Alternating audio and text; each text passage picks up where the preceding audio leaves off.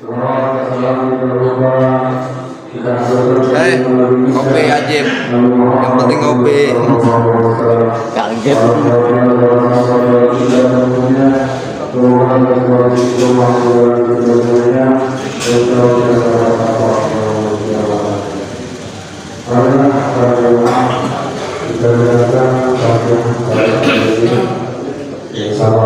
Suaranya nggak keluar, suaranya. Maaf ya. Bantu subscribe ya Kak, dan aktifkan notifikasinya. Assalamualaikum warahmatullahi wabarakatuh.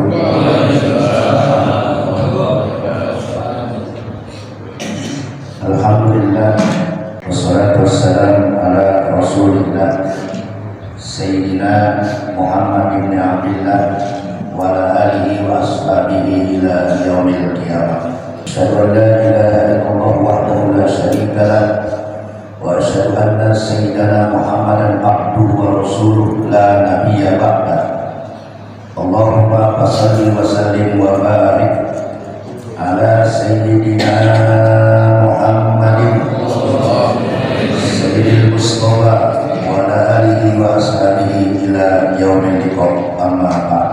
Qala rabbi shrah li sadri wa yassir li amri wa hlul 'uqdatam min lisani yafqahu qawli. Nawaitu ta'alluma wa ta'lim wa tadabbura wa tadbir wa naf'a wal intifa wal ibadah wal istifadah wal hassa ala tabassum bi kitabillah wa sunnati rasulih ibtigha'a mardatillah wa husnis sawab wa husnil khatimah bi rahmatika ya arhamar rahimin. DKM Masjid Jami Al-Istiqomah, yaitu Adil Kiram Al-Ustaz Firdaus serta jajaran pengurus yang tidak saya sebut satu persatu namun tidak mengurangi takdim kami. Semoga seluruh jajaran DKM Masjid selalu diberikan sehat walafiat, diberikan umur panjang dan ibadah kepada Allah Subhanahu wa taala, dan selalu dapat memakmurkan masjid ini dengan kegiatan-kegiatan agama. Salah satunya adalah majlis ilmu. Semoga dengan majlis ilmu yang selalu dihidupkan akan menghidupkan hati masyarakat yang tadinya mati. Mudah-mudahan Bapak Ustaz Firdaus selalu dalam lindungan Allah Subhanahu wa taala. Para rekan masjid yang telah hadir dan selalu mengisi aktivitas masjid, salah satunya dengan melakukan salat berjamaah di masjid ini. Semoga itu bagian daripada amal salat kita. Majlis yang tidak dibacakan selawat, kata ulama, la barokah, tidak ada keberkahan. Mudah-mudahan dengan berkah selawat ilmu kita akan berkah.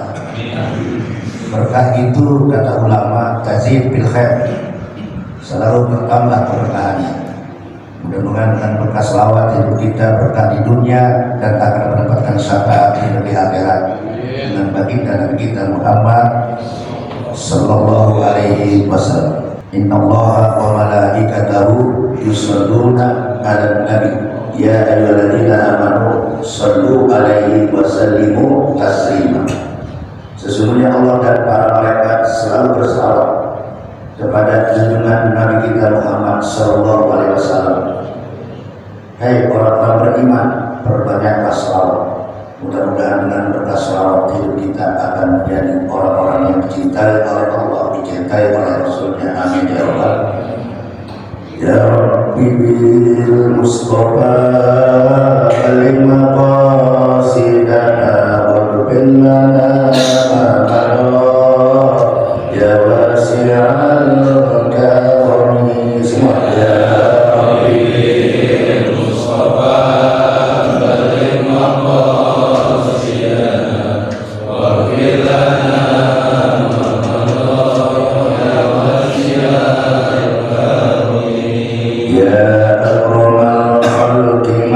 liman anudu bihi siwaka inna humulil anisil amani ya Rabbi bil Mustafa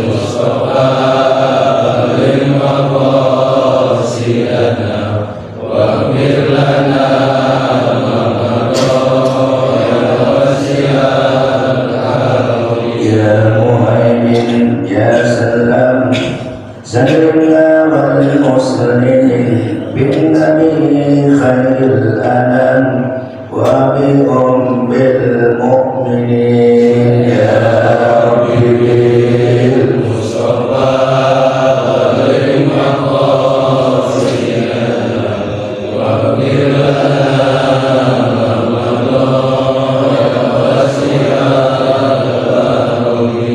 اللهم صل وسلم وبارك عليه وعلى آله الفاتحة.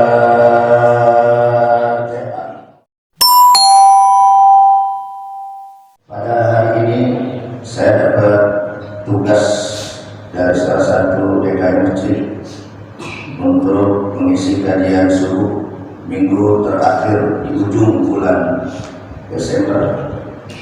Tanggal berapa Pak sekarang? Tanggal 29 Desember, berarti besok tanggal 30 hari Senin. Ada tanggal berapa hari Sabtunya, hari tanggal satunya hari apa? Hari Rabu. Ya. Orang-orang Nasrani dan orang-orang Kristen setiap tanggal 31 Desember nggak naik keluyuran ke rumah. Selama orang-orang Kristen Nasrani setiap akhir tahun nggak ada keluyuran keluar rumah. Pertanyaan saya, siapa yang banyak keluyuran keluar rumah? Jawab. 80% umat Islam. Betul atau tidak? Betul.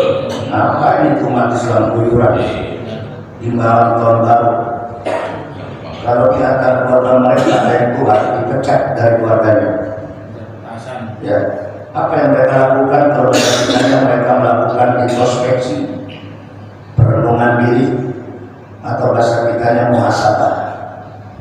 Mereka dikenal muhasabah. Orang Islam ibadah diberitahu ngaji mengaji, malam tahun baru dirayakan. Kira-kira ada nggak mau begitu Pak? Boleh ada nggak? Ada nggak? Di sini ada nggak? Di sini. Ya.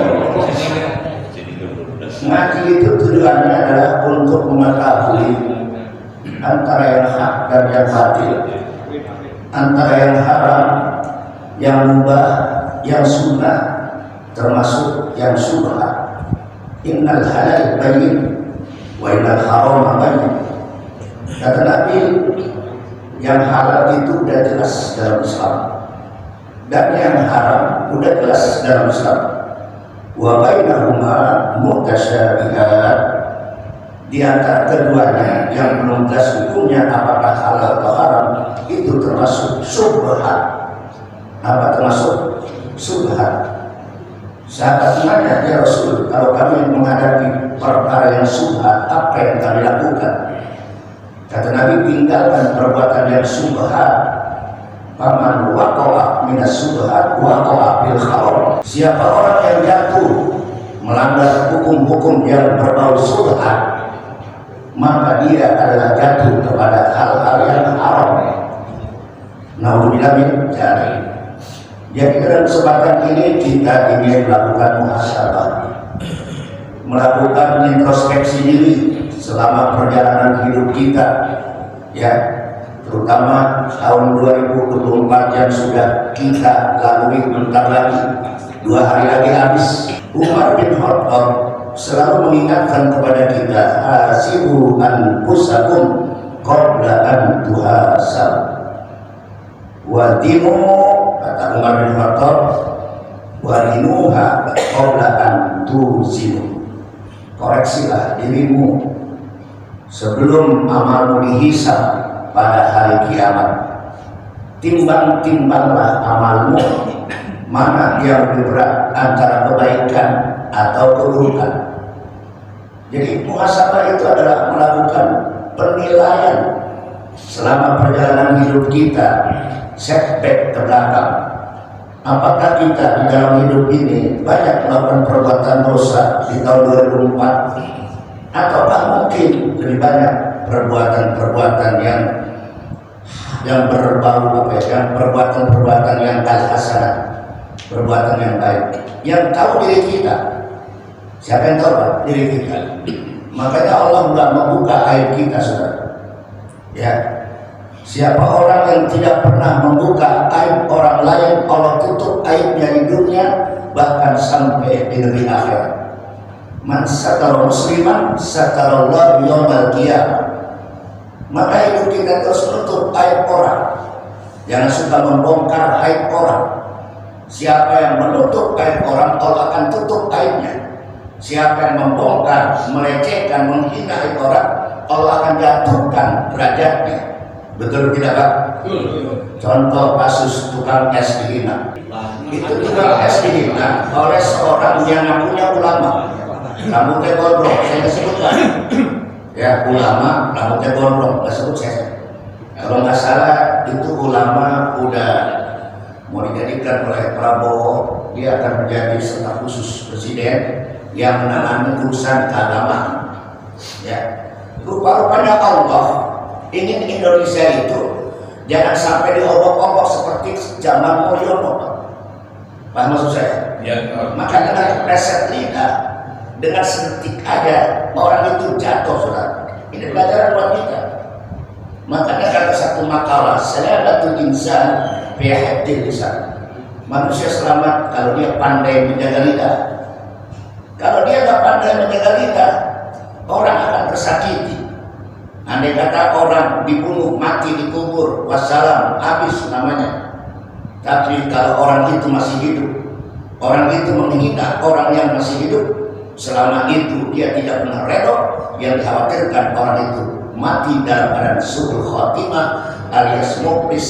Muflis artinya bangkrut di akhirat. Dia bangga dengan amalan-amalannya. Ya Allah, saya bangga dengan amalan sholatnya, puasanya, hajinya, zakatnya. Yati bisolatin wa siyamin wa zakatin.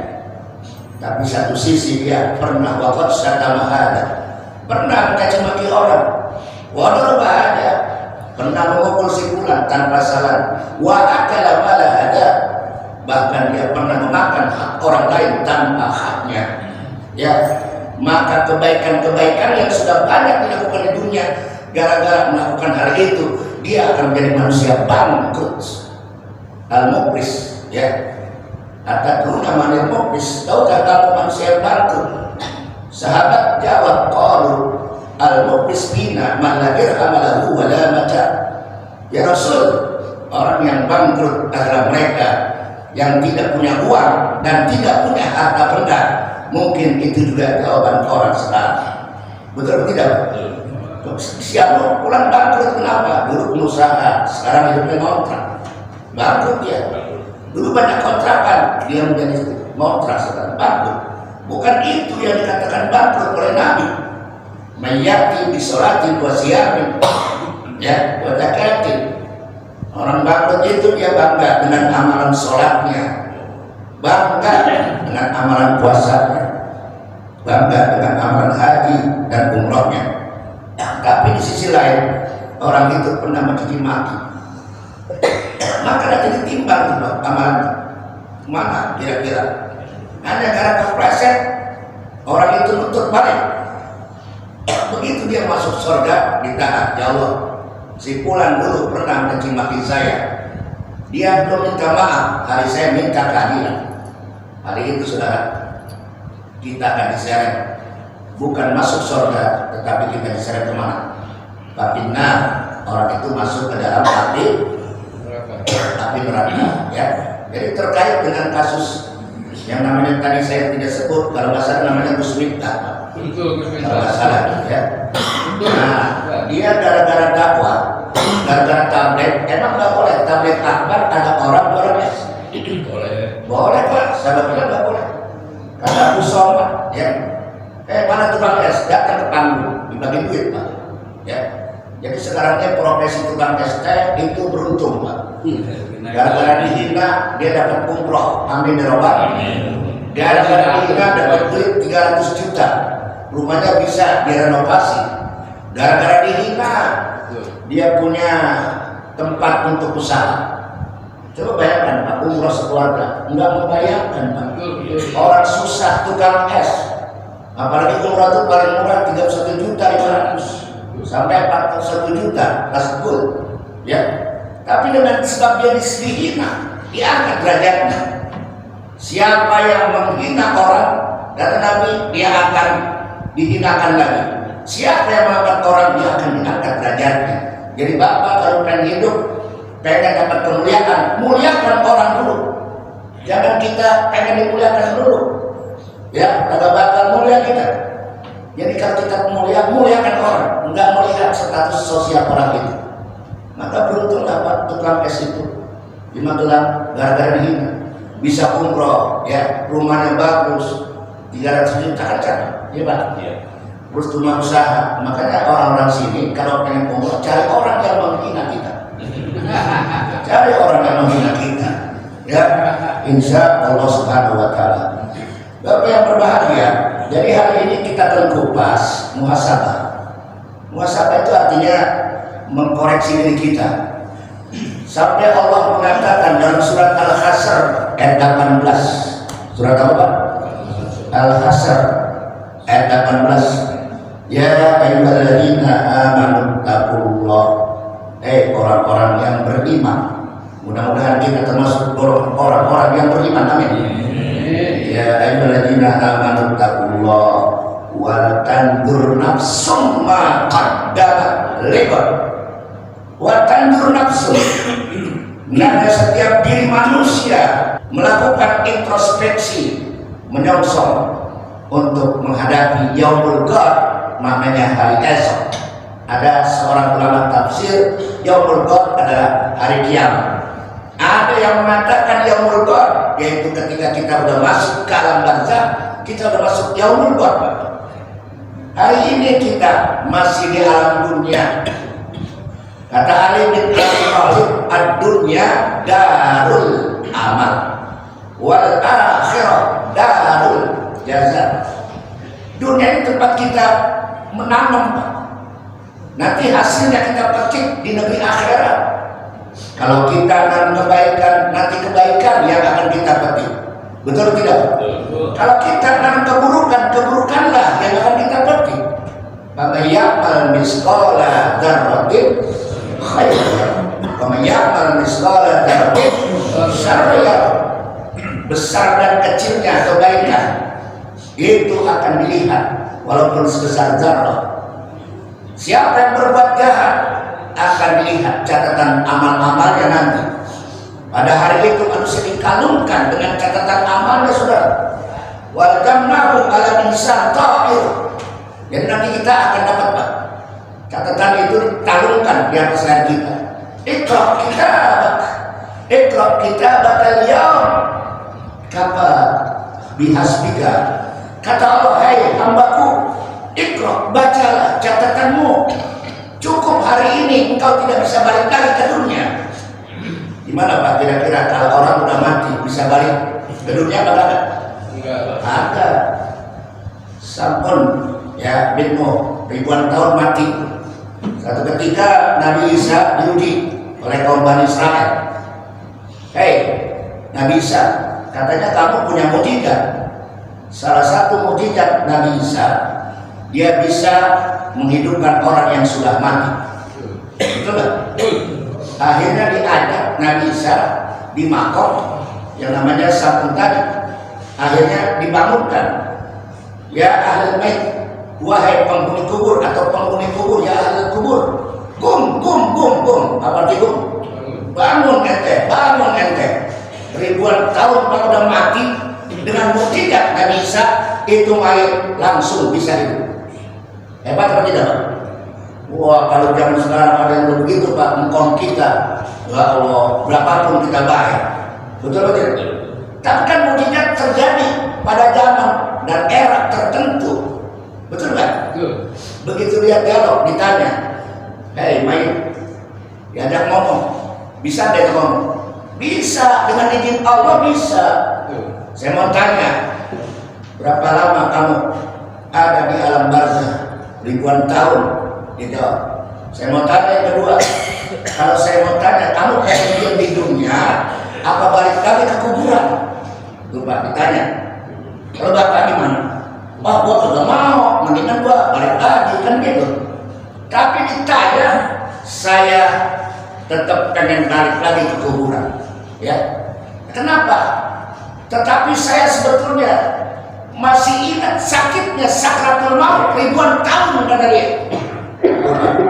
Ribuan tahun Pak, sakratul maut itu masih dirasakan Pak.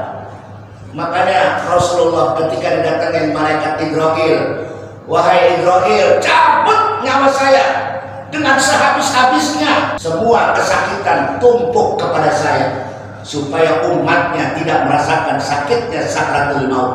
Itulah seorang pemimpin. Dia rela menghancurkan dirinya demi umatnya. Itu pemimpin. Gimana pemimpin sekarang Pak? Woi, pemimpin sekarang mana?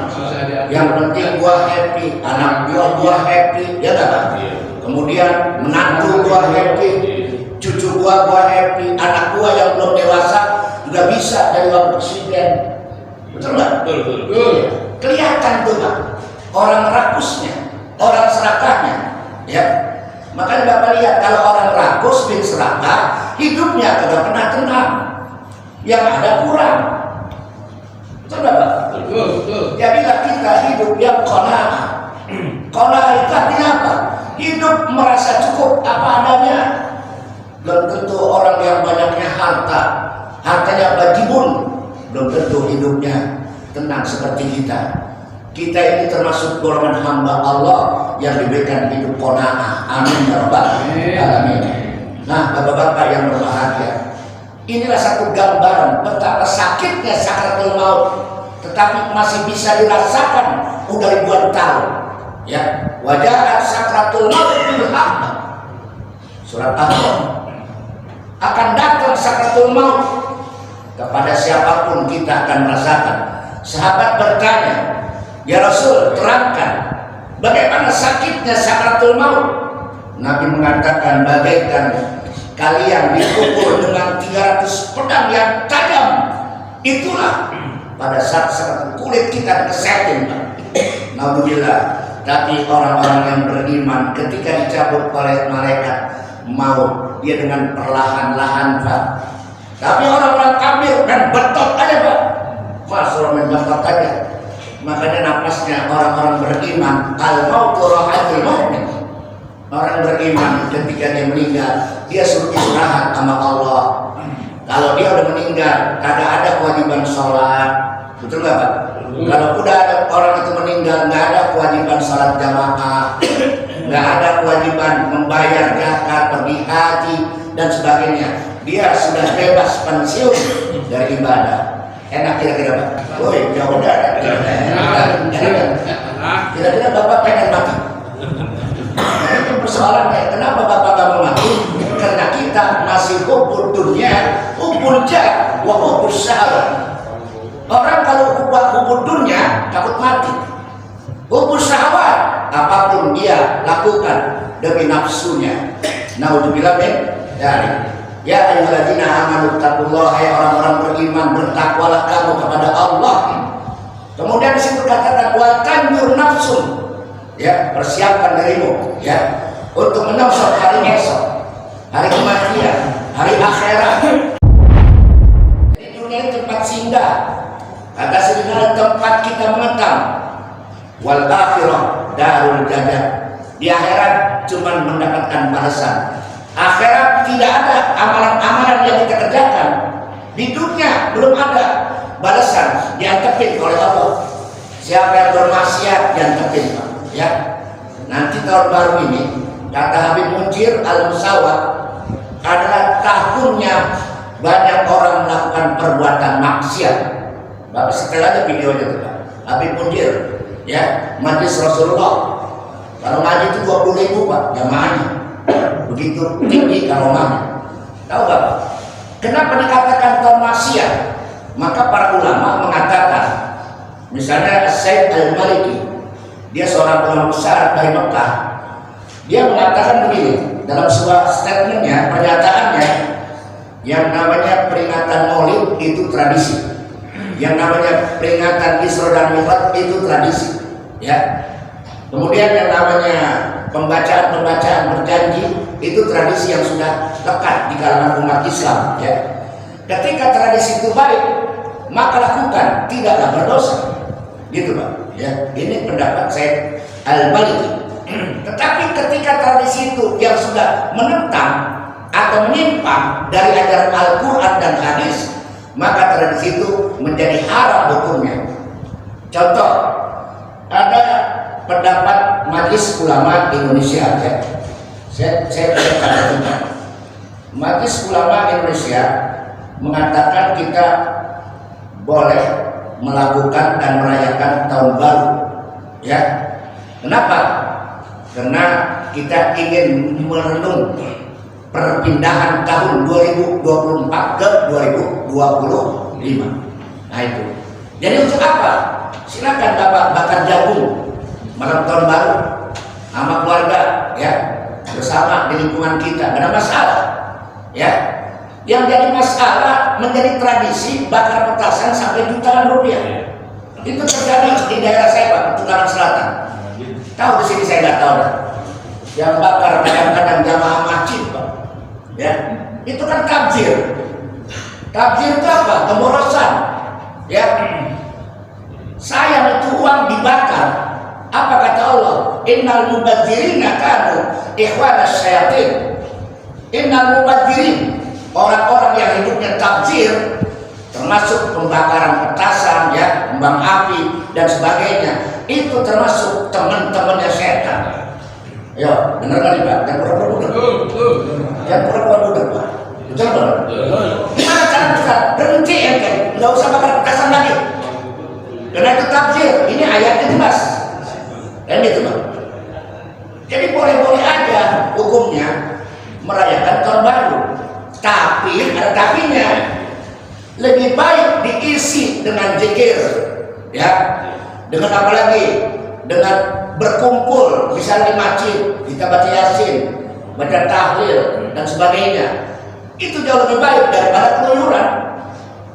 Besok lihat aja 31 orang, asal udah mandi orang, anaknya diajak, kemana Bu? Kemana Mas? Ya Ustaz, saya mau ke sono, ke Ancol. Ngapain? Menanti dan menyongsong jam 00. Saya bilang kepala lu bedah. Ngapain ke sono? Ya. Ya Allah, mestinya introspeksi. Mendingan dia diam di rumah.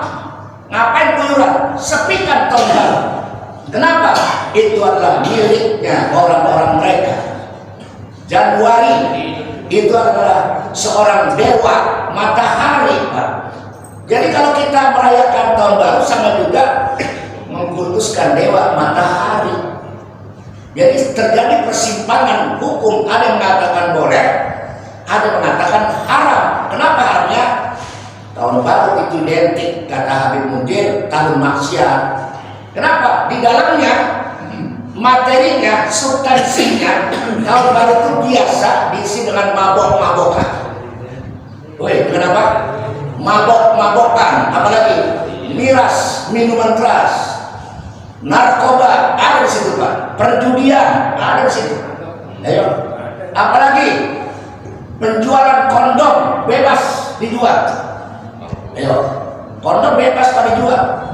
Ada bocah SMP, Tom, lalu mau pesta Ustaz, saya udah di kondom, PA tuh bocah. Bocah SMP udah di kondom, ngapain? Bayangkan Pak, baik-baik kita orang tua, kecolongan. Sekarang demoralisasi terjadi di kalangan anak kita. Kenapa anak kita hancur moralnya? Lantaran si setan gepeng, saudara. Ngerti setan gepeng Pak? Dia yang pegang setan gepeng Pak. HP saya tadi baca, Indonesia nomor 1 yang menggunakan HP dari masyarakat Selandia. Nomor 1, lihat aja ibu-ibu, sampai bocah nangis masa bodoh, ada bocah yang ketabrak, ada bocah yang hilang di mall, sampai sholat aja kelalaian. Banyak yang terjadi. Banyak. Gara-gara HP, betul nggak? Ini banyak orang gara-gara HP lalai sholat, gara-gara mancing. Orang juga banyak yang lalai sholat. Mancing Pak, ada orang sini hobi mancing? Ada sini, nggak ada di mancing, nggak ada. Nggak ada. Ayo, mancing itu kan kerjaan orang ini Pak, orang menghayal. Cek, waduh, redet dikit kali dapat, sama. Ya, itu buang-buang waktu saudara. Ya, Nah inilah yang terjadi. Evaluasi itulah bagaimana kita mengoreksi waktu kita. Jadi ada yang mengatakan kalau Natal udah jelas Pak, hari akhir Yesus. Abu Somad mengatakan haram ikut serta Natal. Laqad kafara alladziina qalu innallaha salisun salasa. Sungguh kafir orang yang mengatakan Tuhan itu tiga. Buat apa kita sering baca qul huwallahu Allahus samad lam yalid wa lam yulad wa lam yakul lahu. Itu ayat tentang tauhid, mengesahkan Allah. Jangan sampai iman kita enggak lurus. Di sisi dia mengaku Allah Tuhan satu, di sisi lain mengaku Tuhan tiga. Laqad kafara alladziina qalu innallaha salisun salasa. Kafirlah orang yang mengatakan.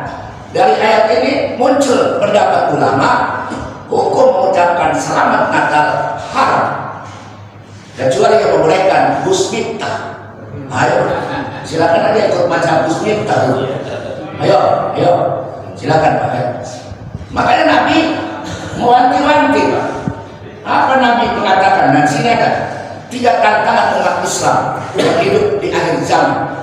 Ada berapa tantangan? 1, tantangan akidah. Ya Pak, tantangan apa? Akidah yang berat. Dalam surat Al-Baqarah ayat 120. Mungkin Bapak pernah baca walan tardo ankal yahud walan nasara hatta tattabi'a millatahu. Walan menggunakan kalimat lam, bukan lam. Ya, lam itu artinya senantiasa. Orang-orang Yahudi dan orang-orang Nasrani kagak akan rela, kagak bakal berhenti sampai umat Islam itu hatta tattabi'a millatahu. Umat Islam mengikuti cara-cara budaya-budaya mereka. Sampai bahasa Nabi, nanti umat Islam sibron bisibrin wadirokan bidirokan, sedikit demi sedikit umat Islam akan mengikuti cara-cara Yahudi. Dari budayanya, pakaiannya, cara Yahudi. Casingnya Muslim, tapi prakteknya dia Yahudi. Dalam bermuamalah, dia kadang-kadang bermuamalah bukan cara-cara Islam, mengurangi timbangan, ya, atau menimbun barang, itu cara Yahudi, saudara. Nggak dibenarkan itu, ya. Ini terjadi. Nah, saudara-saudara yang berbahagia, walan tardo ankal yahud walan nasara hatta tattabi'a millatahu. Umat Islam akan terus digoda imannya oleh orang Yahudi dan orang Nasrani sampai kalian akan masuk ke lubang dok, ya. Dok itu artinya biawak. Kamu akan ikut cara mereka. Maka ulama termasuk majelis ulama, kalau yang namanya Natalan itu nggak usah ikut campur karena itu menyangkut akidah. Lakum dinukum walakin. Kita buka Rasulullah Nabi Muhammad satu ketika diajak untuk bertoleransi menyembah Tuhan. Ya Muhammad, hari ini saya menyembah Tuhan kamu Allah, tapi besok gantian ya, nyembah Tuhan kami Lata, Uzza dan Manat. Ya, apa kata Jibril? Turunkan, sampaikan, wahai Jibril, kata Allah.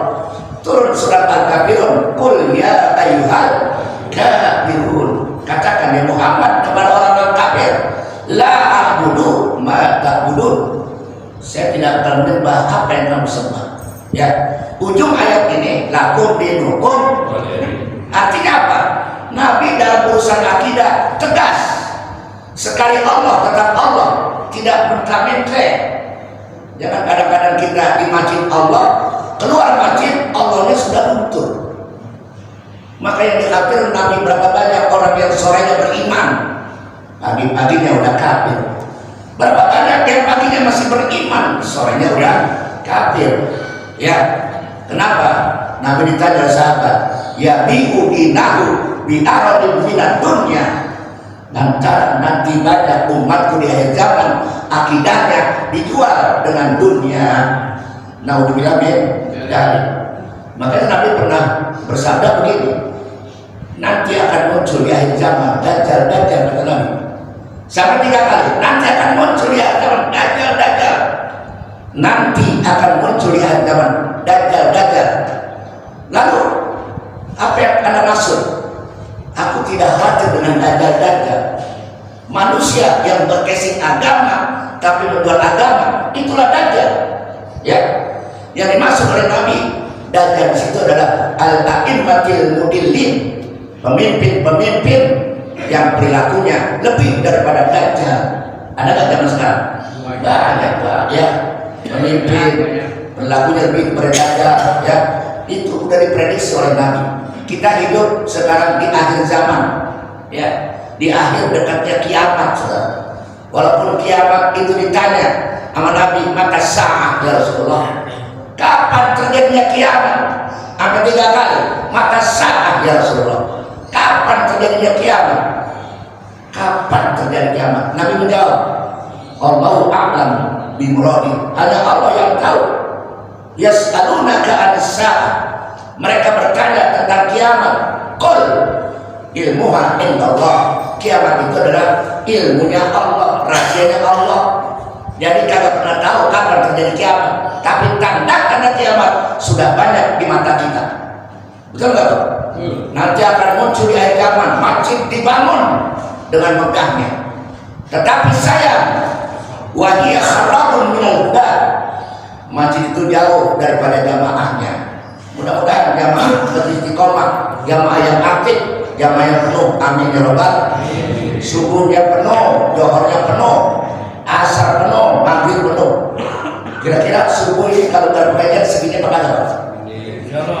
Insya Allah segini. Ini pertanda masyarakatnya cinta dengan salat subuh. Amin. Nabi mengatakan orang yang bangun subuh lalu yang melakukan salat subuh itu bagaikan sholat semalaman suntuk. Qiyamul lail seperti semalaman suntuk. Orang yang sholat isya berjamaah seperti orang melakukan nisful lail, separuh dari perjalanan qiyamul lail. Jadi kuncinya kalau masjid dan makmur, hidupkan dengan taklim, kemudian hidupkan dengan sholatul berjamaah. Itu kuncinya, ya. Kita tes terus iman kita. Jadi kata Nabi, waspadalah, kalian akan diuji dengan berbagai macam ujian.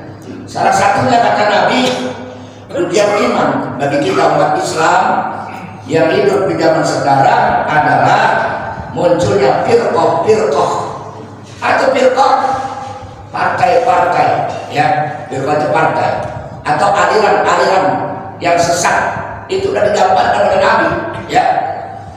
Di mana Nabi pernah menyatakan ala inna min qablikum, ketahuilah wahai umatku, kata Nabi, inna min qablikum, sesungguhnya umat sebelum kalian, min ahli kitab, maksudnya apa itu min ahli kitab? Dari kelompok Yahudi dan Nasrani, ya, min ahli kitab, ya. Apa? Ittaraku ala sanataini wa sab'ina millatan. Nabi sudah memprediksi nanti di akhir zaman akan muncul apa? Yaitu 72 firqah, 72 golongan. Jadi Bapak nggak usah sebut banyak banget itu. Kalau kita buka beberapa aliran sesat di Indonesia itu banyak banget, ya. Saya pernah melihat sebuah buku itu, dari buku Kejaksaan Agung, aliran banyak Pak. Aliran Jasa Jawa Sunda ada itu. Yasun ada nggak? Ada aliran tukang cukur Sayuti, ya, dari Bandung Pak, itu banyak, ya, banyak itu Pak. Bahkan banyak aliran-aliran sekarang ini, kamu nggak usah sholat, nggak usah pergi haji, cukup bayar infak, setiap datang pengajian bisa masuk surga, kelas VIP, kalau beda surga Nabi. Ini terjadi dan banyak pengikutnya, ya, baik-baik saudara. Aliran sesat, ya, yang akan merusak akidah kita. Naudzubillah min dzalik. Wa inna hadhil millah sataqtariqu ala salasi wa sab'in. Bahkan kata Nabi, sampai ada 73 firqah yang akan muncul di akhir zaman. Begitu banyaknya aliran sesat, ya Pak.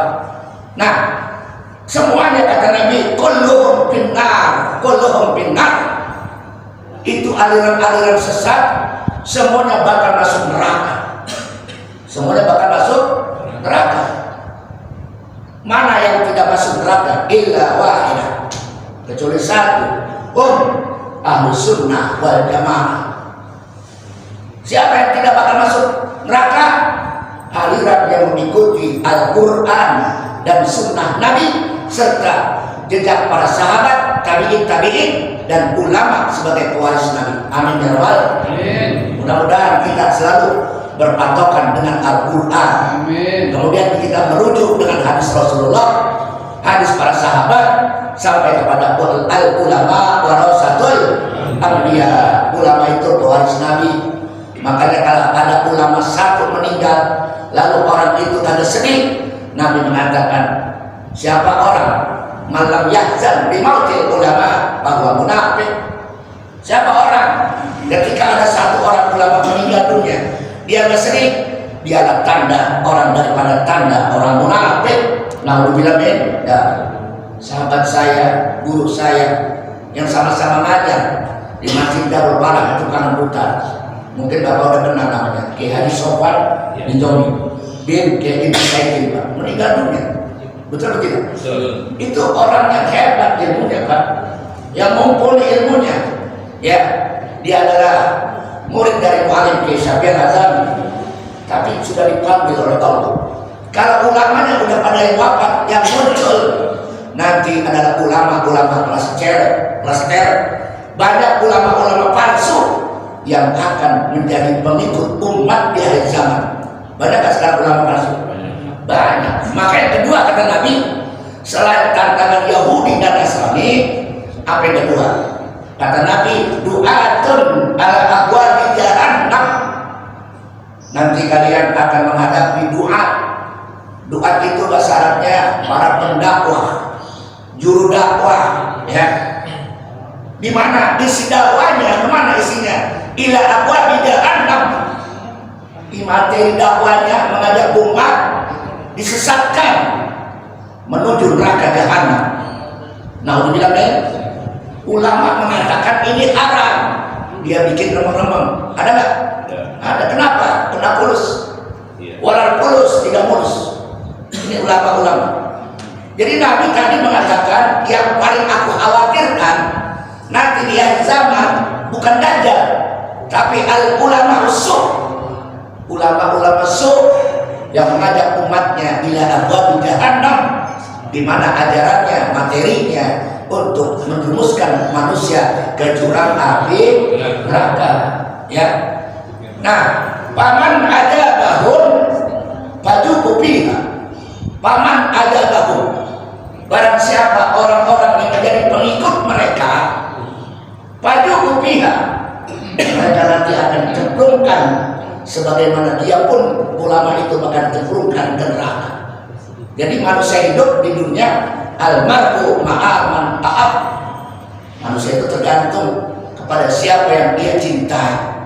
Kalau kita cinta ulama, cinta habaib, insya Allah kita nanti bersama ulama dan habaib di padang mahsyar dengan mereka. Amin ya rabbal alamin. Tapi kalau kita di dunia cinta ulama su', ya, maka orang yang dikumpulkan bersama ulama su' yang sudah jelas mereka akan diseret ke dalam jurang api. Ya Rasulullah, ada apa? Kalau nanti di akhir zaman kita susah menghadapi kondisinya, maka terus sekarang ada solusinya, Pak. Ada yang mengatakan hukum ucapan Natal boleh bagi para pejabat publik. Saya atas nama Menteri Agama Republik Indonesia dengan ini mengucapkan selamat Natal bagi saudara-saudara saya merayakannya. Selamat Natal tahun 2024. Boleh nggak pejabat publik? Boleh, Pak. Boleh, Pak. Ya. Saya atas nama RW mengucapkan Natal pada setiap warga kita itu nggak semuanya Muslim. Betul nggak, Pak? Betul. Ada yang non Muslim, betul nggak, Pak? Ya. Itu kalau pejabat publik boleh atas nama jabatan, nggak boleh atas nama pribadi. Ya. Supaya kita hanya paham akidah harga mati, lakum dihukum, tapi toleransi dibolehkan dalam Islam. Dalam bidang apa? Bukan soal akidah, dalam bidang muamalat. Dalam bidang apa? Muamalat. Apa muamalat? Pergaulan antar sesama manusia boleh. Satu ketika Rasulullah tiap hari dia sholat diludahin oleh orang Yahudi, bahkan pernah dilemparin kotoran onta. Marahkan Nabi? Tidak, lewat diludahin. Atau ketika dilemparin kotoran Nabi tidak marah, saudara. Itulah orang-orang yang wal kadhimin, orang-orang yang mampu mengendalikan emosi, ya. Jadi jangan sampai kita ikut cara Nabi baru dikatain kita udah cengeng, ya. Jadi jangan sampai terjadi. Akhirnya apa? Atau ketika Nabi melihat ke atas, dia diam, rumahnya tingkat. Ada sahabat Rasul, sedang apa sekarang?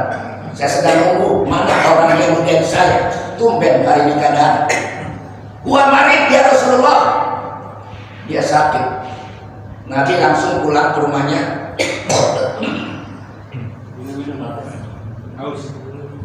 Minum dulu. Nah, Nabi begitu dapat berita sakit, Pak, dia pulang ke rumahnya. Ya Aisyah, ada apa, Pak? Tolong carikan sesuatu kenkengan buat dibawain kepada tetangga kita. Bawain apa? Yang ada keju dan korma dibungkus sama Nabi. Begitu ada dibungkus, kata istrinya Aisyah, buat siapa? Yahudi. Yahudi yang mana, Bang? Yang itu langganan yang suka godain saya. Dia sedang sakit, dibawa mana? Padahal agama Yahudi ini toleransi kok. Dalam bidang muamalah bebas. Bapak punya tetangga non Muslim, Bapak masak tupat, boleh nggak masih? Boleh. Ya, silakan aja. Selama itu pergaulan untuk saling ta'awanu alal birri, wala ta'awanu alal ismi. Ta'awanu alal birri, bertolong-tolonglah kamu di atas kebaikan. Wala ta'awanu alal ismi wal udwan, jangan bertolong-tolong dalam bentuk al-ismu, perbuatan dosa. Jadi kalau Bapak ikut serta di tahun baru, samalah andil ikut menyumbangkan perbuatan dosa, gitu Pak. Jadi supaya jelas nih, yang saya katakan hari ini, nakal secara mutlak para ulama sudah menetapkan haram. Hadisnya sudah jelas. La tabda'ul yahud wan nasara bis salam.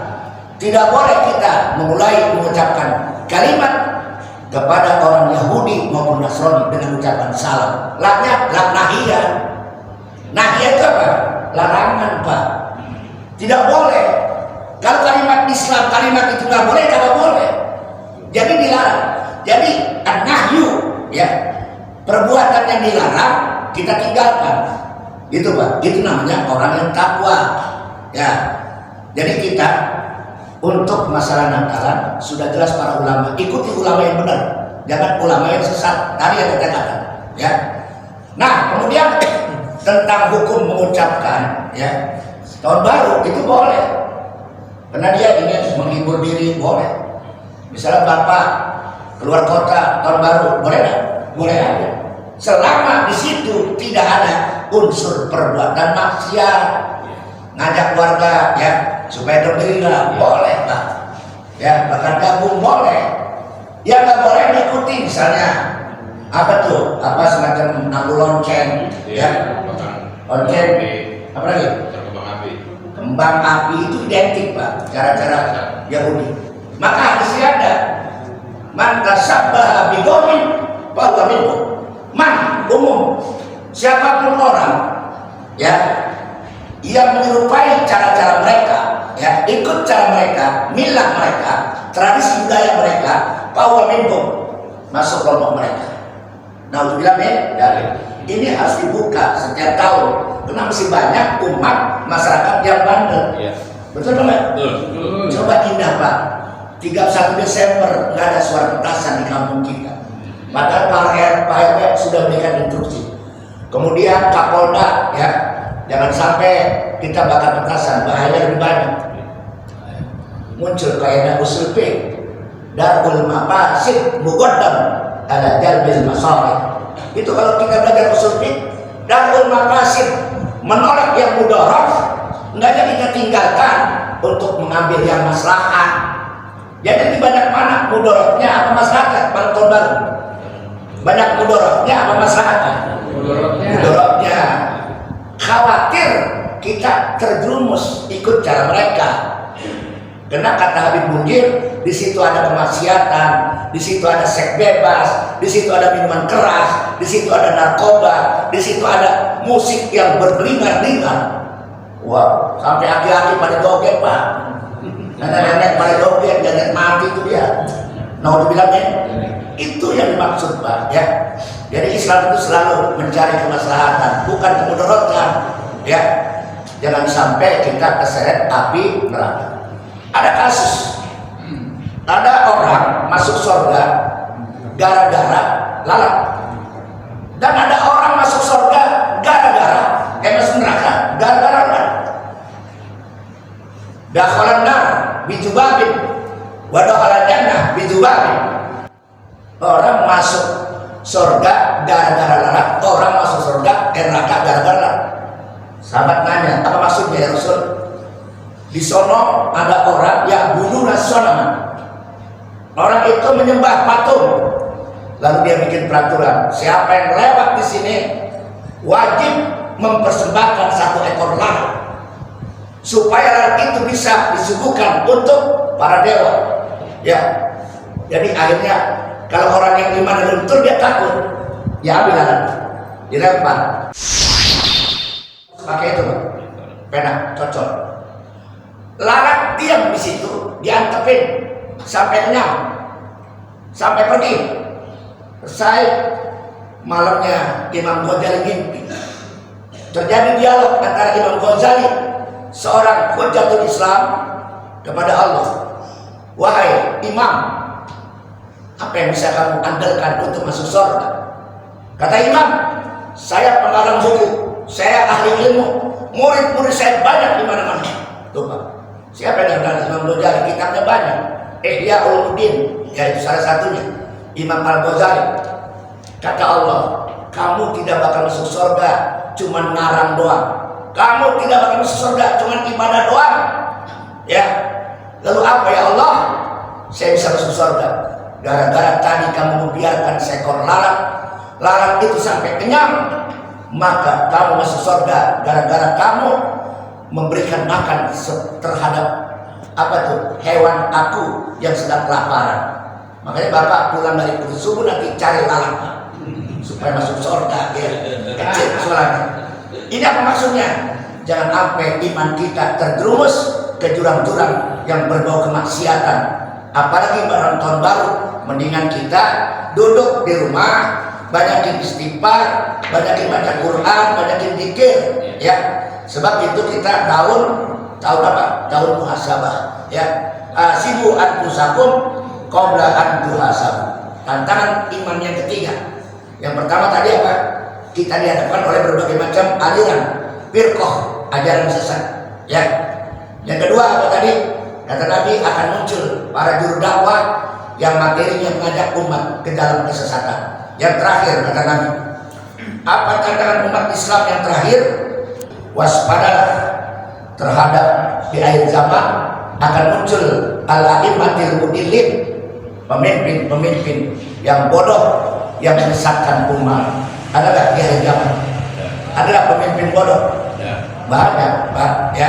Nggak layak jadi pemimpin, dipaksain jadi pemimpin. Tidak usidal amru bi ghairi ahli pantajid salah. Kalau urusan dipegang oleh orang yang bukan ahlinya, tunggu kehancuran. Masjid ini cakep indah dan dibikin oleh arsitek yang indah, tukangnya yang bagus dan profesional. Betul Bapak? Betul. Sekarang Bapak kasih di masjid Al-Istiqomah, nggak pakai arsitek, tukang kampung, jadi begini nggak? Depetan Pak, masjid kayak kontrakan nanti. Iya. Bener Pak Firdaus? Betul. Ya. Maka begitulah Pak contoh-contohnya. Yang terakhir, yang paling pokok dalam hidup kita, apa yang kita muhasabah? An umri, yang perlu kita muhasabah umur kita. Wa man nu'ammirhu nunakisu fil khalqi afala yaqilun. Ada nggak ayat itu? Surat apa? Surat Yasin, ya, sering dibaca.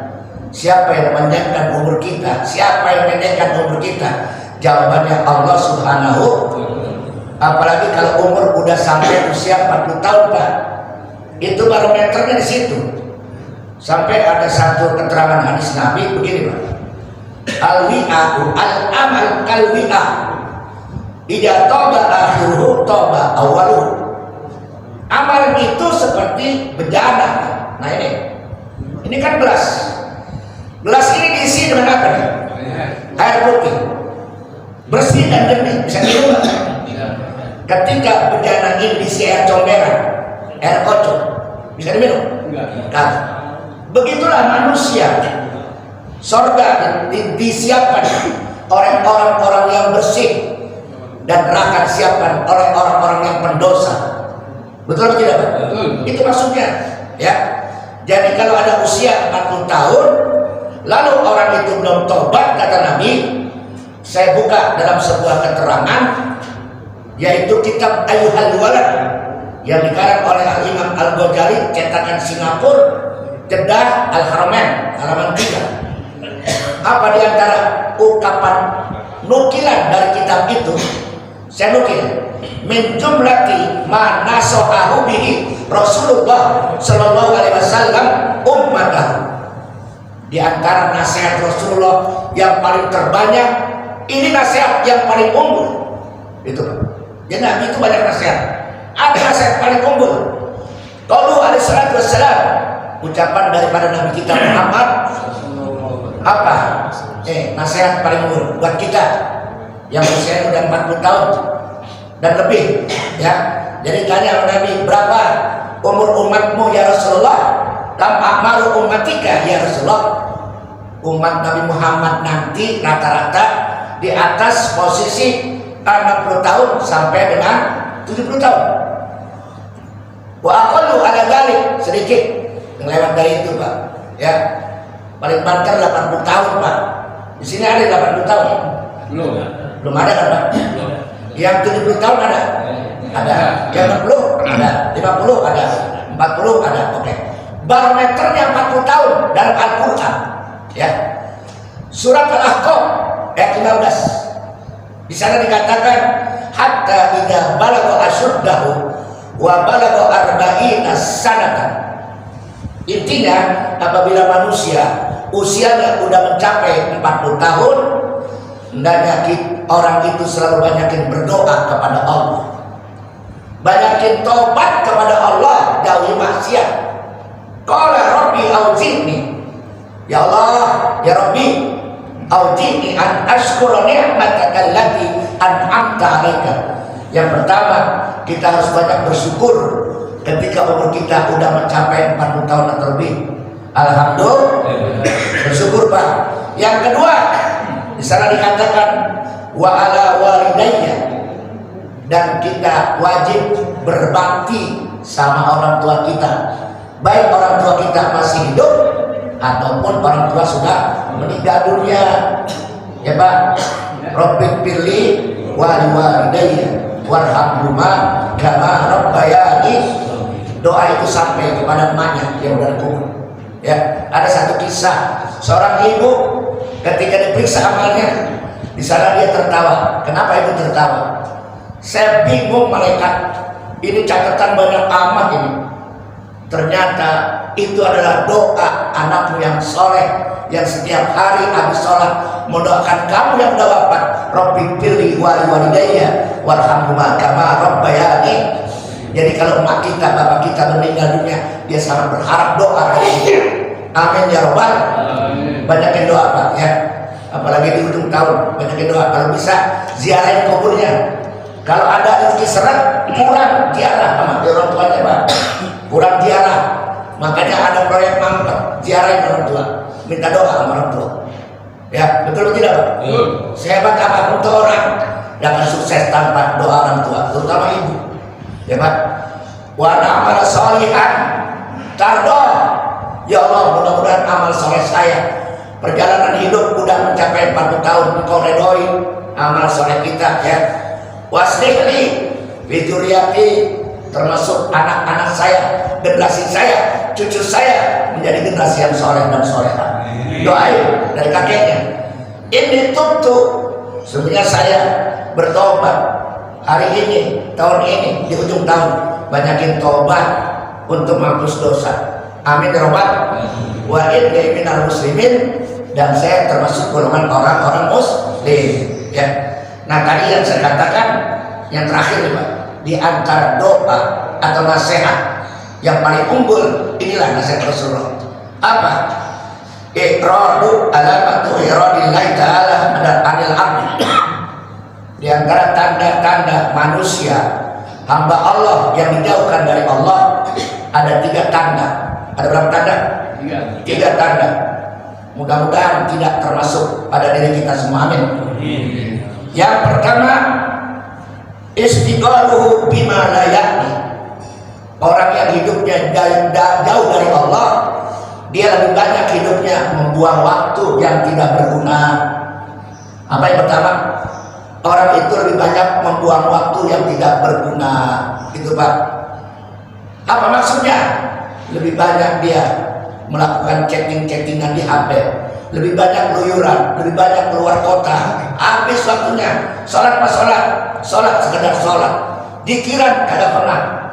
Mau dibilangin? Nabi menuntut habis sholat jangan bangun. Apa kata Nabi? Zikir. Ya, Allahumma inna ala dzikrika wa syukrika wa husni ibadah. Itu doa Nabi. Ya Allah, perbaiki ibadah saya. Ya gitu. Ya. Jadi kita mohon pertolongan Allah supaya ibadah kita khusyuk. Jangan banyak luyuran, apalagi akhir tahun baru ini atau akhir tahun menyongsong tahun baru. Gunakan waktu yang bermanfaat, ya Pak. Maka kalau kita masih juga keluyuran, berarti kita udah jauh dari Allah. Wa man a'rada an dzikri fa inna lahu ma'isyatan donka. Surat Doha 24. Wa man a'rada, siapa orang yang hidupnya berpaling dari ajaran aku, ajaran Allah, fa inna lahu ma'isyatan donka, maka orang itu hidupnya diberikan kesempitan oleh Allah. Sumpah hidup kurang zikir. Ala bi dzikrillahi tatma'innul qulub. Hanya orang yang banyak zikir, hatinya bakal tenang. Jadi Bapak kalau pengen tenang, banyakin zikir kepada Allah. Jangan banyak buang waktu, banyakin baca sholawat. Pak, sholawat apa lagi Pak? Minimal 10, 100, 1000. Nabi mengatakan, man sholla alayya maratan wahidah. Siapa orang yang tiap hari baca sholawat 1 kali, diganjar 10 kali. Siapa orang yang baca sholawat 10 kali, diganjar 100 kali. Siapa orang yang baca sholawat 100 kali tiap hari, diganjar menjadi 1000 kali. Ya, man jaa bil hasanati falahu asru amsalihha, 10 kali. Siapa orang yang tiap hari yang membaca sholawat sampai 1000-an kali, apa jadi Nabi? Yubashir lahu bihil jannah. Udah diberitahukan kabar gembira, orang itu bakal nanti masuk surga bersama Nabi. Amin ya Rabbal. Jangan sampai kita jauh dari Allah. Orang itu banyak membuang waktu. Yang kedua, wa in amar zahabat sa'ah min umrihi bi ghairi khalqi lahu min al-ibadah.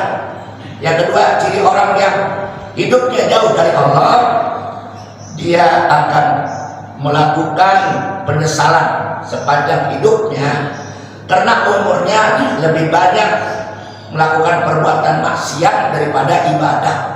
Naudzubillah min dzalik.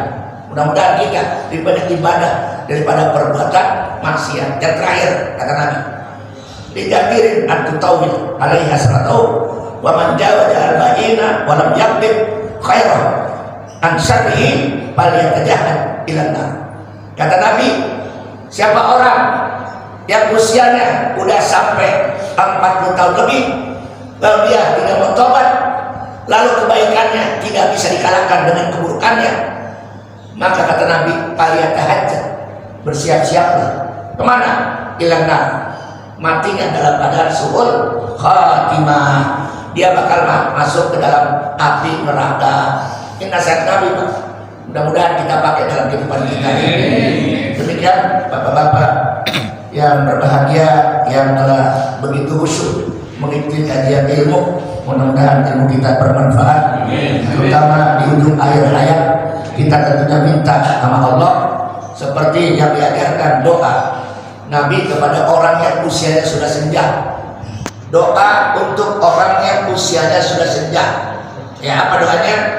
Kita baca Allahumma inni a'udzubika minal kasal wa a'udzubika minal jubni wa a'udzubika minal haram wa a'udzubika minal bukhli. 1, 2, 3, 4. Bagi orang yang usia senja, bukan berarti bagi anak-anak yang anak muda nggak boleh, bagus. Allahumma, ya Allah, ini sesungguhnya aku bika berlindung minal kasal, dari penyakit malas. Bangun malam malas, Pak, betul nggak? Saya bisa sayembara nih pagi Firdaus jam 3 Masjid Istiqomah, bangun malam. Siapa yang bangun malam ada hadiah 100.000 kasih kupon. Penuh nggak? Penuh. Tapi bangun malamnya kena kupon. Bangun malamnya kenapa? Kupon. Jadi penyakit malas itu ada, Pak, pada diri kita. Maka kita berlindung. A'udzubika minal kasal. Ya Allah, jauhkan dari saya. Maka kita berdoa disebut terakhir. Ya Allah, jadikan badan saya kuat, sehat. Untuk apa? Untuk ibadah. Supaya kuat ibadah kita, zikir kita kuat. Amin ya Rabbal. Yang kedua, pesan Nabi bagi orang yang usia sudah senja, a'udzubika minal jubni. Ya Allah, aku berlindung daripada penyakit al-jubn, penyakit pengecut, ya, penyakit takut, ya. Takut apa? Takut kagak makan, ya. Penyakit apa lagi? Takut menghadapi kematian. Biasa orang tua tuh, Pak, udah was-was itu, Pak. Ya Allah, dikit lagi mau mati, mengapa? Udah nggak bisa bangun. Tuh, Pak. Makanya jangan pernah kita minta kematian.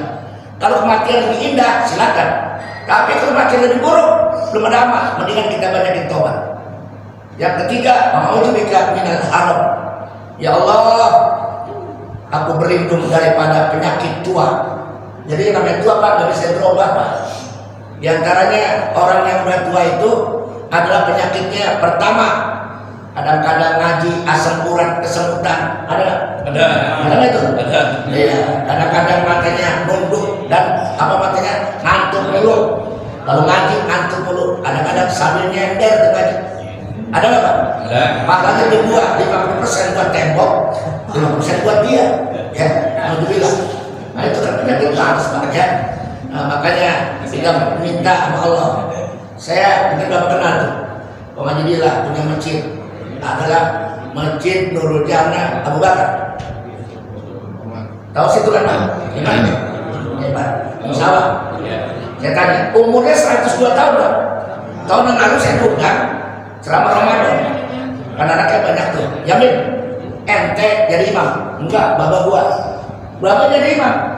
Umur 102. 102. Sholatnya 23 rakaat. Ala takasur apapun. Udah gitu malah Islam agama setelah. Saya tanya, kok engkau hebat masih kuat.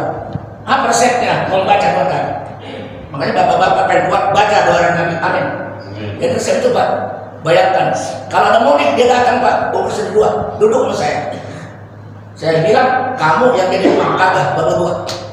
Bayangkan, Pak, 102 masih kuat, ya. Apa resepnya? Selalu banyak berdoa. Orang yang kagak banyak doa, orang yang sombong.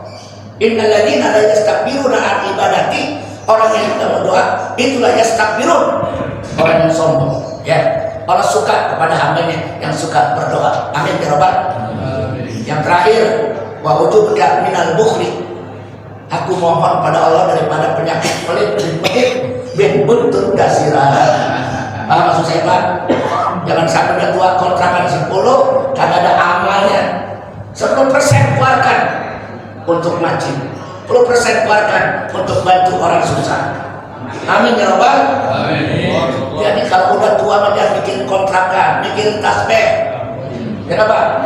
Apalagi udah tua dandan enak muda, pakai tarlek. Sisir kayak centong gede banget. Mau mana ki? Mau ngacung janda? Mudah-mudahan ngajak kita ada manfaatnya. Al-Fatihah.